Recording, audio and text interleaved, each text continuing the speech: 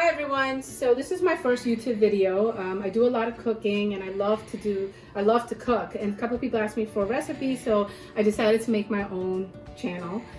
Today I'm going to share my recipe, my mom's, it's fried or dried shrimp masala. This is a South Indian recipe and I've loved eating it since I was growing up. And so I'm going to go over the ingredients. So first we have 2 pounds of shrimp, and this has to be drained. You have to cook it first 3/4 with salt, and you have to let the water be drained out, or when you scoop it up, make sure there's no water because we're making this dry. The second thing is I have an onion. It's about medium-sized onion, one. You can use a small one if you don't want too much onion. I have a small tomato chopped up. I have coconut slices that's chopped up, and this is this is frozen. And then this one is 1 tablespoon of paprika and 1 tablespoon of red chili powder. Now this tastes better if you substitute with red chili flakes instead of red chili powder. However, I did not have red chili flakes, so I'm using the red chili powder. Then I have 4 cloves of garlic here, but I'm only going to use half of it, so 2 cloves. And then I have some ginger with curry leaves. And I'm going to use coconut oil to give us the authentic taste of Kerala. So I have my onions still cooking, and I'm going to add in 1 tablespoon of my garlic, which is should be 2 cloves, just use 2 cloves. And I am going to use all of the ginger, 1-inch ginger, and my curry leaves. I'm going to let that also cook in there. And I'm going to add my coconut. Now, this is 1 cup that I put in, the measuring cup. So the 1 cup, because I have 2 pounds of shrimp.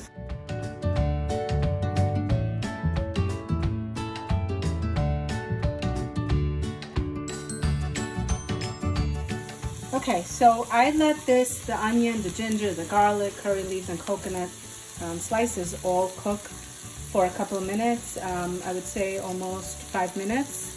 And then now I'm going to add the tomato. Now because of the water, that's why I let the other ones cook first. I'm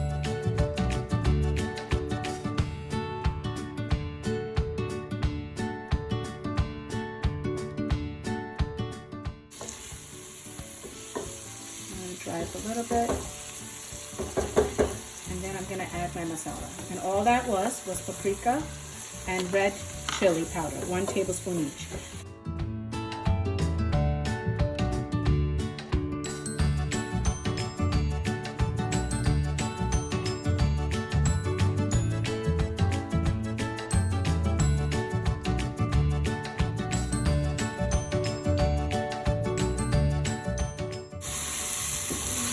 Okay.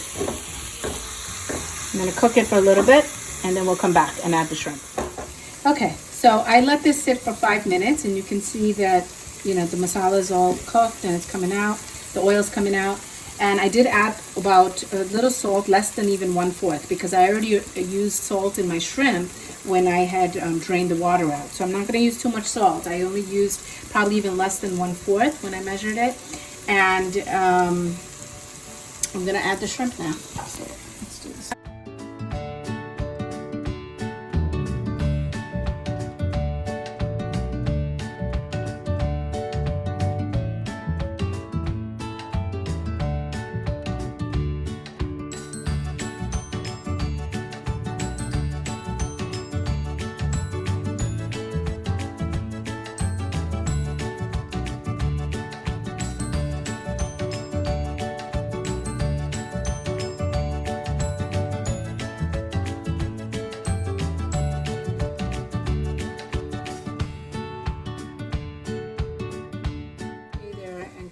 A little bit because I want it dry, so I'm going to let it sit, and then I'm going to stir it in between.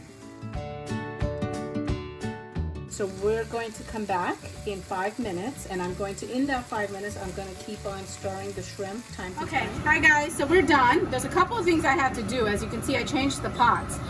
The first pot I was using the shrimp because I had 2 pounds was clumped together, so there was more water coming out. I couldn't dry it out, so I changed the pot. So if you have a lot of shrimp, I would recommend a pot like this, and then you can have it more dry. Now, if you want to keep it with, the shrimp cooks fast. So I had to end up keeping this for another additional 8 minutes to dry it to this level.